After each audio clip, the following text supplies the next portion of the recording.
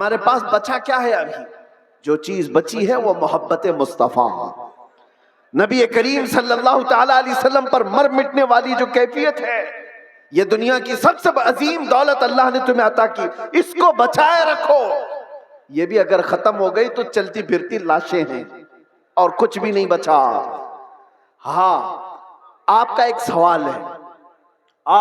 سوال ہے، جیسے ہم سے بھی کہتے چلو بہت بولتے تھے، گرفتار ہو کر کے گئے، جیلوں کے پیچھے پڑے رہے، کوئی پرسان حال نہیں، دھکے کھاتے رہے، کیسی کیسی جگہوں پر بیٹھتے رہے، کیا یہ عزت کی بات ہے؟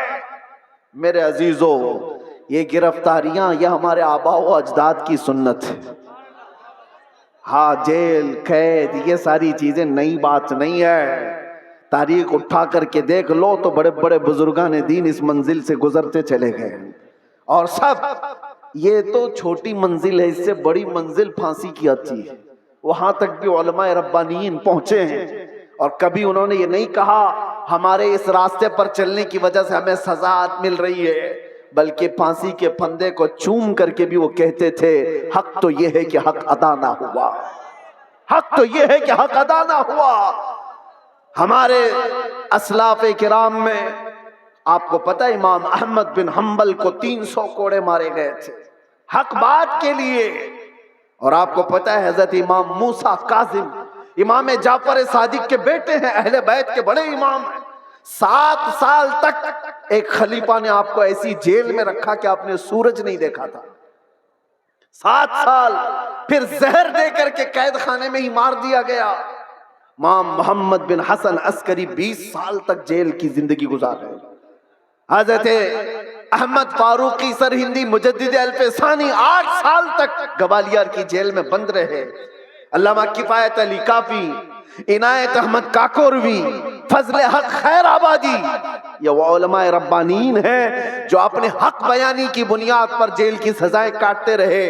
لیکن یہ بات اس لیے میں کہہ رہا ہوں، جیل کی سزائیں کاٹنے کے بعد نہ دین پر کچھ فرق آیا نہ ایمان پر کچھ فرق آیا، اس لیے کہ ہمارا ماننا یہ ہے اسلام زندہ ہوتا ہے ہر کربلا کے بعد، اسلام زندہ ہوتا ہے ہر کربلا کے بعد۔ قربانیاں اگر دینے کا وقت آئے تو قربانیاں دو گے یا نہیں دو گے؟ حضور پاک صلی اللہ تعالیٰ علیہ وسلم کے نام پر آزمائشیں آئیں گی تو ان آزمائشوں کے لیے تیار رہو گے کہ نہیں رہو گے؟ بس میں یہ نہیں کہتا کہ کچھ کرنے کے لیے، جانے کے لیے، اٹھنے کے لیے، بس بات اتنی ہے کہ سنبھالے رکھو اپنے ایمان کو، اور علماء ربانیین اپنا کام کرتے رہے، حق بولنا نہ چھوڑیں، کسی ظالم کے دباؤ میں آ کر کبھی بھی وہ اپنی زبان کو گونگی نہ کریں، بلکہ وہ حق بیان کرتے رہیں۔ پریشانیاں آئیں گی، مصائب آئیں گے، یہ تمہارے مراتب کو اور بڑھاتے چلے جائیں گے، کسی سیٹھ کی چاپلوسی میں حق بیانی سے آپ دور نہ بھاگیں، اس لیے کہ سیٹھ نہ تمہیں رزق دیتا ہے نہ تمہیں حیات دیتا ہے، اللہ رب العزت رزاق حقیقی ہے، وہی حیات و ممات کا مالک ہے۔ علماء ربانیین کو بھی یہ چاہیے کہ حالات زمانہ کو دیکھیں ضرور، لیکن حق بات سے آپ اپنی زبان کو نہ روکیں، اس کو چلتے رہنے دیں، اللہ کی غیب سے مدد ہوگی اور قوم کے اندر ایمان زندہ رہے گا، قوم کے اندر بیداری باقی رہے گی، اور اگر یہ چپ ہو گئے تو قوم کا ایک بڑا حصہ بزدل بن جائے گا، قوم کا ایک بڑا حصہ بزدلی کا شکار ہو جائے گا۔ چند علماء ربانیین ہی صحیح، انہیں چاہیے کہ وہ اپنی قربانیوں کے لیے تیار رہیں۔ ہم نے روٹیاں بہت کھائی ہیں حضور کے نام پر، جلسے بہت کر لیے ہیں، لوگ علماء کو آج جو نوازتے ہیں، چاہے وہ ایک نذرانے کا چھوٹا سا لفافہ ہی کیوں نہ ہو، یہ نہ سمجھیں کہ آپ کی ٹوپی داڑھی کی وجہ سے، بلکہ مصطفیٰ کریم کی نسبت کی وجہ سے ساری قوم آپ کو نائب رسول سمجھتی ہے، حضور کے نام پر ہمیں مل رہا ہے، کھا رہے ہیں، آپ نیچے بیٹھے ہم اوپر بیٹھے ہیں، یہ اوپر بیٹھنا بھی میرے حضور کی نسبت کی وجہ سے، یہ منبر علماء کو جو دیا جاتا ہے اس لیے کہ نبی پاک کے نائب ہے، اور جب حضور پاک کی بات آئے تو آئیں کائیں نہ کیا کریں۔ علماء کو چاہیے کہ وہ اپنا حق ادا کریں، اپنا حق ادا کریں۔ اور ہم نے دیکھا ہے چند وہ لوگ مصلحت اور حکمت کی بات کرتے ہوئے ہمیں ڈراتے ہیں. میرے عزیزوں، مصلحت اپنی جگہ پر، حکمت اپنی جگہ پر. کیا امام حسین کو مصلحت نہیں معلوم تھی؟ کربلا میں جانے کے وقت ان کو حکمتیں نہیں معلوم تھی جو 72 لوگ اپنے خاندان کے لے کر شہید ہو گئے؟ دین پر کبھی ایسے معاملات آئیں تو میرے عزیزو، علماء کا سب سے پہلا یہ نمبر ہے کہ قوم، آپ ایک قدم بڑھاتے ہیں تو یہ 100 قدم آگے بڑھنے کو تیار ہے. آپ کو صرف ایک زبان کہنے کی دیر ہے، قوم تو بیچاری بے پناہ محبتوں کے ساتھ جان دینے کے لیے بھی قربان ہے. میں اکثر ایک بات کہا کرتا ہوں، آج سے 4 سال پہلے میں نے دلی میں اس پاکھنڈی کو جو مباہلے کا چیلنج کیا تھا، اور آپ کو پتا ہے ہمارا اعلان پوری دنیا بھر میں پھیلا تھا کہ ہم آگ میں کودنے جا رہے ہیں، لیکن اس وقت ممبئی کا ایک نوجوان میرے پاس آ کر کہا تھا، جو کوئی بعمل نہیں دکھتا شکل سے، ہاں داڑھی میں بھی ڈیزائن، سر میں بھی ڈیزائن، پھٹی جینز پہنا ہوا، اس نے کہا تھا کہ حضرت مفتی صاحب، میں نے سنا ہے آپ کا اعلان، آپ دلی جا رہے ہیں آگ میں کودنے. میں نے کہا آپ کو کیا ہے اس سے؟ اس نے کہا آپ جب بھی جانا ہو تو مجھے لے جائیں، پہلے میں کودوں گا. چہرہ دیکھو، حلیہ دیکھو پورا. میں یہ کہتا ہوں علماء ربانیین سے، ہمیں صرف کہنے کی دیر ہے، سارا محاذ کون سنبھالے گی؟ سارا محاذ. ہم نے صرف اعلان کیا تھا، بچہ بچہ تیار کھڑا تھا. یہ جذبہ ہے محبت مصطفیٰ کی بنیاد پر. اس دن میرے آنکھوں میں آنسو آ گئے تھے اس نوجوان کو دیکھ کر. اس نے کہا تھا میں مسجد میں زیادہ آتا نہیں، آپ کے قریب آیا نہیں زیادہ، لیکن اتنی بات ہے کہ حضور سے محبت ضرور کرتا ہوں، اور جب ان کی بات آئی ہے تو جان بھی دے سکتا ہوں. میں آپ کو بتاؤں، اسی نوجوان کو دیکھ کر آنکھوں میں آنسو آئے. بارگاہ مصطفیٰ میں نے عرض کیا تھا، یا رسول اللہ، آپ کی یہ امت گنہگار ہو گئی، غدار نہیں ہے، غدار نہیں ہے، غداری نہیں کرتی. تو میرے عزیزوں، اسی چیز کو میں کہتا ہوں، تھوڑی سی لو دینے کی ضرورت ہے. علماء ربانیین حق بیان کریں، قوم کو صحیح سلیقے سے چلنے کا ان کو نشانہ دیا کریں، پھر دیکھیں انقلاب آئے گا، ضرور آئے گا. ہمیں آج یہ پتہ ہی نہیں ہے کس کے ساتھ جانا ہے، کس کے ساتھ بیٹھنا ہے، کس کے ساتھ اٹھنا ہے. جو دیکھا اس کی طرف چل پڑے. ایسا نہیں ہوتا. امت مصطفیٰ، تم خیر امت ہو، ہر کوئی تمہارا آئیڈیل نہیں بن سکتا، ہر کوئی تمہارا رول ماڈل نہیں بن سکتا. تمہارا رول ماڈل خالد بن ولید ہو سکتا ہے، تمہارا آئیڈیل صلاح الدین ایوبی ہو سکتا ہے. ایرے غیرے نتھو کھیرے کو دیکھو گے تو بزدلی تو آئے گی. فلموں میں ناچنے والے تمہارے آئیڈیل بنیں گے، تم ان کے فین ہو، ان کی طرح کپڑے پہننے کی کوشش کرو گے، ان کی طرح لائف سٹائل بنانے کی کوشش کرو گے. یاد رکھو وہ جہنم میں جائیں گے تو ساتھ تمہیں بھی لے کر جائیں گے. ہاں، لائف سٹائل بنانا ہے تو میرے مصطفیٰ کے غلاموں کی لائف سٹائل بناؤ. وہ صحابہ رضوان اللہ تعالی علیہ مجمعین جو دنیا کے سب سے اچھے انسان تھے اس روئے زمین پر، وہ ہمارے رول ماڈل ہے، وہ ہمارے لیے آئیڈیل ہے. قوم کو یہ میں کہتا ہوں، صحابہ کو پڑھو، ان کی سیرت پڑھو. روزانہ انٹرنیٹ کا زمانہ ہے، سرچ کرو میرے نبی پاک صلی اللہ تعالی علیہ وسلم کے صحابہ کی سیرت. آج سے یہ پابندی کر لو کہ کم از کم 100 صحابہ کی سیرت، ان کی تاریخ میں پڑھ کے رہوں گا. میرے عزیزوں، مل جائے گا آپ کو سب کچھ، اور پھر دیکھنا آپ کی زندگی میں انقلاب کیسے آئے گا، کتنی چینجنگ آئے گی، کتنا بدلاؤ آئے گا. 24 گھنٹے میں 18 گھنٹے تو فیس بک کی ریلز وغیرہ دیکھنے میں گزار دیتے ہو، انسٹا کے ریلز دیکھنے میں گزار دیتے ہو، فیس بک کے ویڈیوز دیکھتے ہوئے یوٹیوب میں مگن رہ جاتے ہو. کاش اس کا آدھا وقت تم رسول اللہ کے دیوانوں کو پڑھنے میں لگاؤ، پھر کسی اور چیز کی تمہیں ضرورت ہی نہیں. میرے عزیزوں، اتنے بڑے جلسوں کی بھی تمہیں حاجت نہیں پیش آئے گی. تم اپنی زندگی کو میرے نبی پاک کے غلاموں کو پڑھ کر کے خود سمجھ جاؤ گے، کیونکہ میرے آقا نے فرمایا اصحابی کالنجوم بأیہم اقتدیتم اہتدیتم، میرے صحابہ ستاروں کی مانند ہیں، تم جس کی بھی پیروی کرو گے ہدایت پا جاؤ گے، جس کے پیچھے بھی چلو گے تم ہدایت پا جاؤ گے۔ آج کے حالات کی بنیاد پر بزدلی جو آ رہی ہے اس کو ختم کرنے کی میں بات کر رہا ہوں، دونوں طرف، یہاں سے بھی اور وہاں سے بھی، دونوں جگہ سے۔ اور ان سیٹھوں سے بھی میں کہتا ہوں جن کو اللہ نے تھوڑا مال دیا ہے، تم اپنے مال کا غلط استعمال نہ کرو۔ اور کسی کے پاس مال آ گیا ہے تو سب سے پہلا وہ کیا کام کرتا ہے؟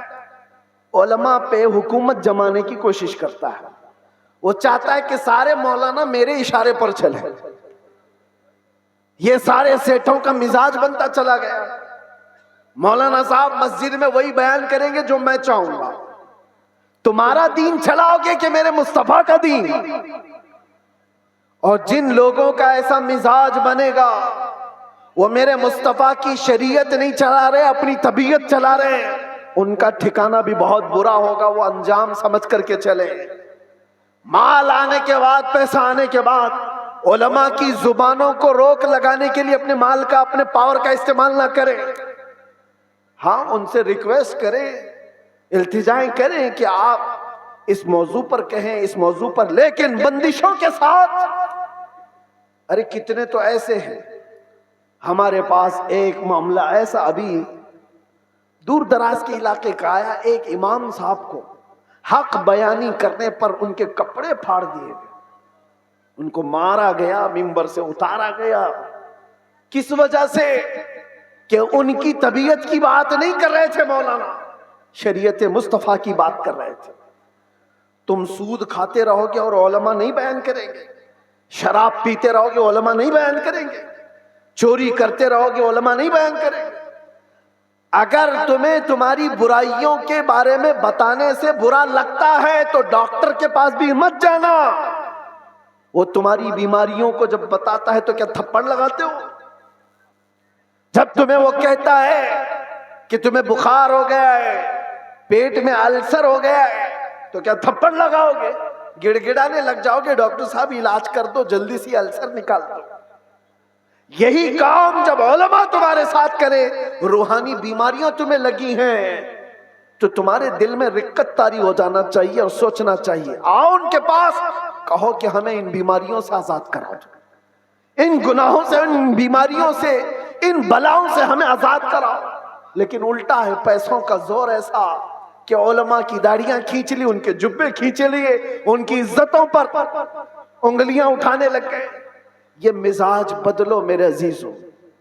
اور آج جلسوں کے سلسلے میں ایک اور بات میں کہہ کے جا رہا ہوں، انتظامیہ جتنے جلسے کرتے ہیں، باہر سے آنے والے شاعر، باہر سے آنے والے مقرر، یہ سارے اپنی جگہ پر، تم اپنی مسجد کے امام کو اگر خوش نہیں رکھ سکتے تو ان جلسوں کو کیا حاصل ہے؟ ان جلسوں کا کیا حاصل ہے؟ لاکھوں روپے جمع کرتے ہو اور یہ سب پہ خرچہ کرتے ہو، مسجد کا امام 5,000 کے لیے ترس جاتا ہے۔ محلے کے امام کو سمجھتے ہو کہ یہ تو گھر کی مرغی ہے، دال برابر، اس کو تو چلایا جا سکتا ہے، وہ تمہارے ساتھ سال کے پورے دن رہ رہا ہے، ہم تو آدھا گھنٹہ 1 گھنٹہ آ کر کے جا رہے ہیں۔ جو سال بھر تمہارے ساتھ خدمتیں کر رہا ہے اس کا دل زیادہ خوش رکھو۔ اگر وہ متحرک نہیں ہوتا تو تمہارے پاس دین کا مزاج آتا کہاں سے؟ تمہارے بچے قرآن پڑھتے کیسے؟ اگر وہ محنت نہ کرے تو الف سے با تک نہ آئے بچوں کو، تو پھر سب سے پہلا حق ہے اس کا۔ یہ مزاج بھی بہار ہو کہ کہیں پر بھی ہو، میں یہ دینا چاہتا ہوں، ہم نذرانے کے لیے نہیں آتے، ایک بات یاد رکھیں کان کھول کر کے، بہت سارے لوگوں نے یہ بنا رکھا ہوگا، میں آج اعلاناً یہ کہتا ہوں، ہمارے نام پر کوئی دلالی نہ کرے، ہمارا کوئی ایجنٹ نہیں ہے جلسوں کے لیے۔ ہم تاریخ کے لیے بہت سارے لوگ فون کرتے ہیں، اور کتنی ہمارے پاس ایسی خبریں آئی کہ فلاں نے تاریخ دلانے کے نام پر 50,000 لے لیے، 1 لاکھ لے لیے۔ قوم سے میں کہتا ہوں کسی کو 1 روپیہ بھی دینے کی ضرورت نہیں. اللہ رب العزت نے ہمیں جتنا عطا کیا ہے وہ بہت ہے، بہت ہے. میں نے جلسوں کو کبھی بھی ذریعے معاش نہیں بنایا ہے. اللہ شاہد ہے، اللہ شاہد ہے. کسی بھی جگہ ہم نے کبھی کوئی ڈیمانڈ نہیں کیا. ہاں خوشیوں کے ساتھ، محبتوں کے ساتھ لوگوں نے جو دیا رکھ لیا الگ بات ہے. کبھی کسی سے تقاضا کیا ہو تو میرے سامنے کھڑا ہو کر کے بتا دے. کبھی نہیں. یہ بات اس لیے کر رہا ہوں کہ اللہ تبارک و تعالیٰ نے جو عطا کیا وہ بہت ہے. ہم اپنے پیسے سے سفر کا خرچہ بھی نکال سکتے ہیں اور آ کر کے بغیر کسی چیز کے جا بھی سکتے ہیں. ہمیں کسی چیز کی حاجت نہیں. لیکن آج سے میں کہتا ہوں مقامی علماء کو پہلے خوش رکھو. اگر وہ خوش رہے تو دین کا مزاج بنا رہے. اور اگر ان کو اس حالت میں رکھے ہو کہ ان کو دیکھو تو لگے کہ یتیم ہے، بے سہارا ہے، لاوارث ہے، کس نے ان کی یہ حالت بنا رکھی ہے؟ یہ جیبوں پر لوگوں کی نظر کیوں ڈالنے لگ گئے؟ تم نے خوش نہیں رکھا. تنخواہوں میں کٹوتی ایسی کرتے چلے گئے کہ ان کو ایک ایک پائی کے لیے ترساتے رہ گئے. میں جانتا ہوں کئی امام ایسے ہیں جو مسجد کے دیے ہوئے چھوٹے سے گھر میں اپنی پوری زندگی گزار کر چلے گئے. مدرسے میں مختصر سی تنخواہ پر 40 سال پڑھاتے رہ گئے. یہ سارے خدمات ان کی اپنی جگہ پر. ہاں کچھ لوگ اگر بگڑے ہوئے ہوں تو علماء سو ہو سکتے، میں ان کی وکالت نہیں کر رہا ہوں. قوم کا مزاج بدلنے کی بات کر رہا ہوں.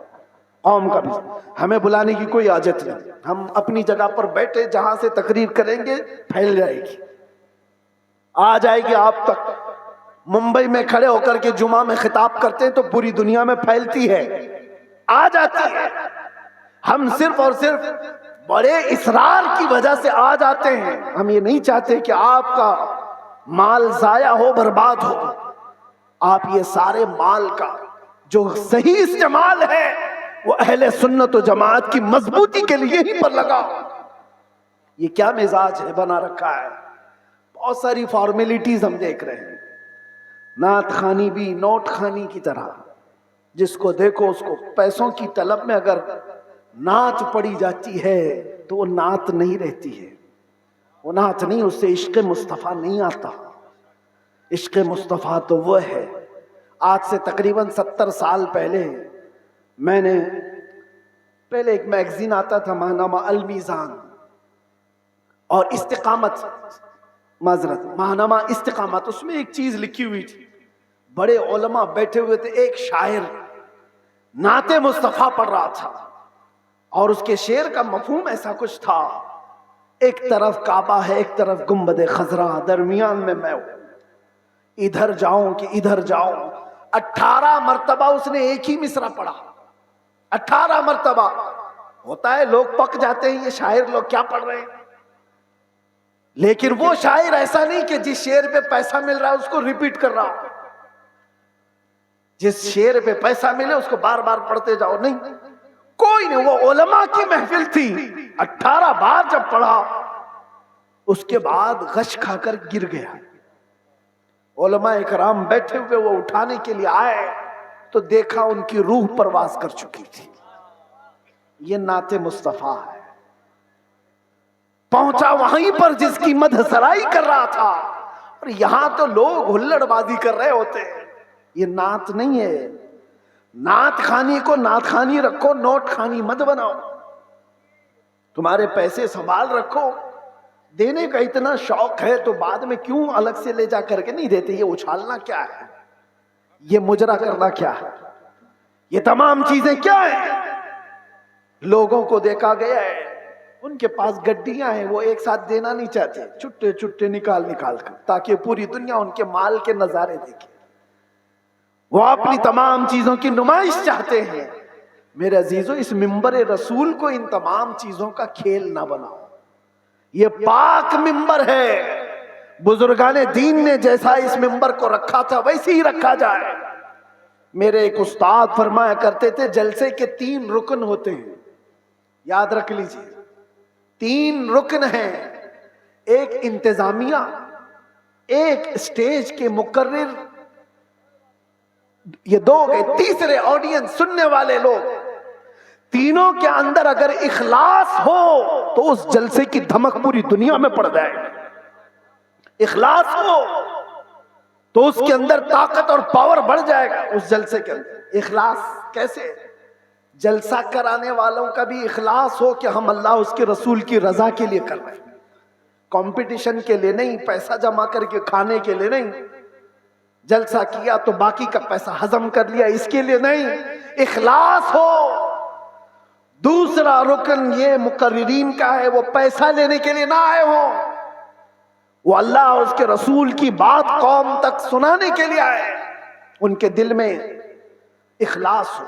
تیسرا، سننے والے بھی سرکس دیکھنے نہ آئے ہوں، انٹرٹینمنٹ کرنے نہ آئے ہوں، وہ اپنا گھر بار چھوڑ کر کے اللہ اس کے رسول کے لیے آئے ہوں۔ جب یہ تینوں ارکان میں اخلاص ہوتا ہے تو وہ جلسہ پاورفل ہو جاتا ہے، روحانیت سے بھر جاتا ہے، پھر وہاں سے کہا ہوا ہر جملہ طاقتور ہوتا ہے۔ ورنہ ہزاروں جلسے کیوں نہیں فائدہ دیتے؟ کیوں نہیں دیتے؟ کہیں تو کوئی مسٹیک ہے، کہیں گڑبڑ ہے، ان کی اصلاح کی ضرورت ہے۔ کمپٹیشن میں جلسے نہ کرو، تاریخ لینے والے لوگوں کی قطار ہے، یہاں بھی بہت لوگ آئے ہوں گے، پہلے ملے بھی اور اب ملنے والے بھی ہوں گے، ان سے بھی میں کہتا ہوں ایک علاقے میں اگر کہیں ہو گیا تو سارے ساتھ مل کر کیوں نہیں ساتھ دیتے؟ نہیں حضرت ہمارا گاؤں الگ ہے، ہمارا گاؤں الگ، اسی گاؤں میں تاریخ دو، نہیں حضرت ہماری کمیٹی الگ ہے، کمیٹی بھی الگ کرنا چاہتی، گاؤں بھی الگ کرنا چاہتا ہے، کس لیے؟ میرے عزیزو اخلاص پیدا کرو۔ یہ دینی کام دکھاوے کے لیے نہیں ہوتے، یہ دینی کام اخلاص کے لیے، اللہ کے رسول کی اس شریعت طاہرہ کی حفاظت کے لیے۔ بہرحال میں نے جو کچھ بھی کہا آپ لوگوں کے مزاج سے ہٹ کر کے کہا، ہو سکتا ہے کڑوی لگ جائے بات، لیکن بیماریوں کی دوا کڑوی ہوتی ہے، بخار کی گولی کڑوی ہوتی ہے، نگل جاؤ تو فائدہ ہے، اگل جاؤ تو بخار بڑھتا جائے گا۔ اس لیے علماء ربانین، جلسے کے منتظمین اور عوام الناس سب کے لیے میں نے یہ بات کہی ہے، اللہ تعالیٰ سب سے پہلے ان سب باتوں پر مجھے عمل کی توفیق عطا فرمائے اور ساری قوم کو عمل کی توفیق عطا فرمائے۔ میرے عزیزو اخیر میں آؤ میں اپنی گفتگو سمیٹتے ہوئے یہ بات کہوں گا، اب اس دنیا میں ہماری بچی ہوئی زندگی میں کچھ بھی نہیں رہنے والا، سب چیزیں چھن جائیں گی، ایک چیز باقی رہے گی، وہ قبر تک بھی رہے گی اور حشر میں بھی رہے گی، وہ چیز ہے جس کو میں نے کہا جان ہے عشق مصطفیٰ، روز فضوں کرے خدا، جس کو ہو درد کا مزہ ناز دوا اٹھائے کیوں۔ نوجوانوں اس بات پر اپنی زندگی گزارو، تمہاری اپنے شوق نہیں چلیں گے، تمہاری اپنی خواہشات نہیں چلیں گی، تم اپنی مرضی سے یہاں پر نہیں جیو گے، اس لیے کہ زندگی تمہاری اپنی نہیں ہے، زندگی یہ نہیں کسی کے لیے، زندگی ہے نبی کی، نبی کے لیے، نہ سمجھ مرتے ہیں زندگی کے لیے، جینا مرنا ہے سب کچھ نبی کے لیے۔ لبیک یا رسول اللہ، لبیک یا رسول اللہ، لبیک یا رسول اللہ، وآخر دعوانا ان الحمد للہ۔